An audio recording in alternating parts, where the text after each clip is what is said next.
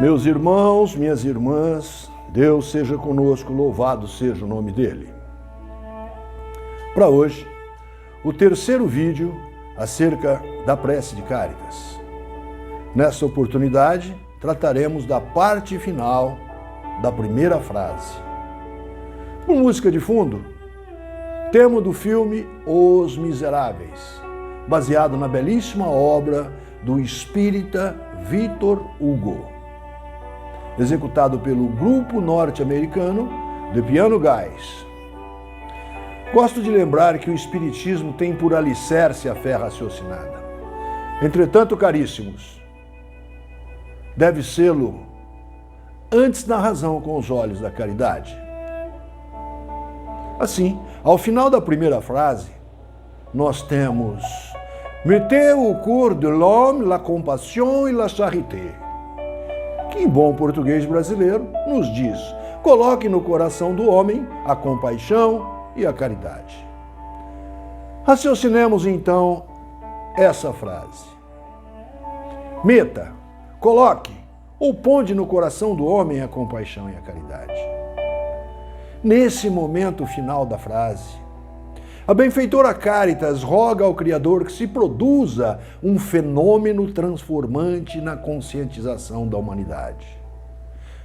O que num acelerado raciocínio, lógico, poderíamos até afirmar que o pedido de Cáritas é uma interferência no livre-arbítrio, na liberdade de escolha do espírito humano, que por opção própria, tanto poderia ter quanto não ter a compaixão, ser quanto não ser caridoso. Contudo, é rogativa figurada. É mesmo simbólica essa petição. Pois é óbvio que Deus, louvado seja, não interfere na própria graça concedida, qual seja a prerrogativa ao espírito humano da liberdade, que tão somente existe para aperfeiçoar-nos pelo aprender constante. Aprender com o livre-arbítrio, a liberdade de fazer ou não, acertar ou errar, única possibilidade em praticar-se a perfectibilidade. Lógico que a divina sabedoria é diferente da piedade pueril do homem. O imberbe humano interfere no desenvolver da lagarta dentro de um casulo.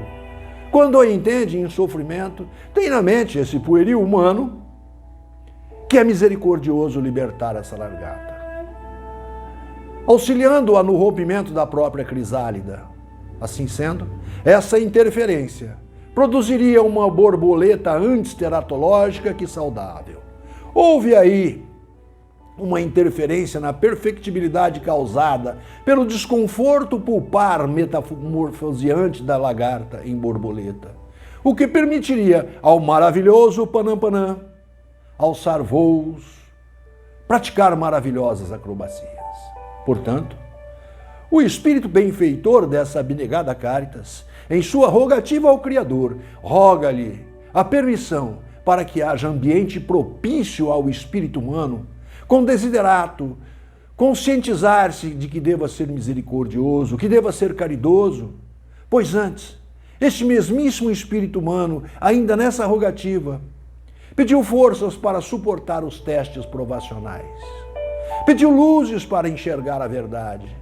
E tudo o que anteriormente se pediu foram os ambientes mentais propiciados pela resiliência disciplinadora que a nós outros propiciará a misericórdia, a caridade, a fraternidade e ao amor que nos conduz à luz da inteligência incriada e criadora de tudo que há criado. Para tanto, para que nos possibilite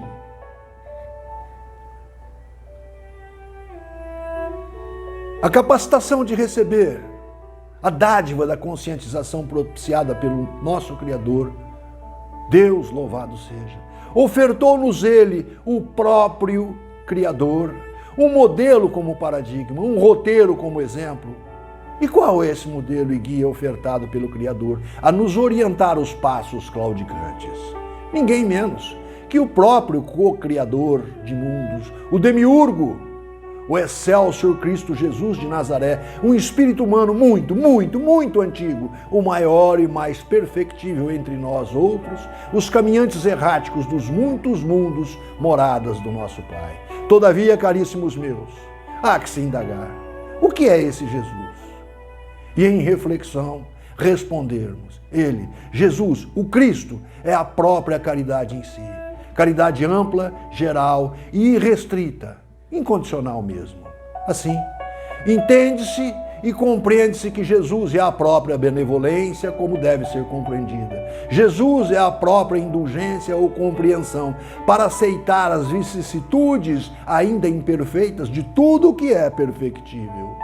Jesus é o próprio perdão, em seu sentido mais profundo, quando ele próprio, no símbolo das coisas perecíveis da matéria, do pó ao pó, do infame cruzado lenho romano, disse quando nos estertores do corpo físico denso e alquebrado, conforme narrado no Evangelho segundo o médico sírio de Antioquia, Lucas, o evangelista, em seu versículo 34 do capítulo 23, aspas, Pai, perdoa-lhes, porque não sabem o que fazem. Mas não sabem o que fazem por quê? Ou mais ainda, não sabemos o que fazemos por qual motivo? Ora, justamente por sermos-nos perfectíveis. Mais que isso, sermos-nos ignorantes das verdades trazidas à luz pelos testes provacionais reencarnatórios. Verdadeira roda budista de Sansara. Um moto contínuo do nascer, morrer, renascer ainda e progredir sem cessar. Tal é a lei. Findando eu essa breve narrativa, tributemos louvores ao Criador nosso Deus, o Criador mental de tudo que há criado.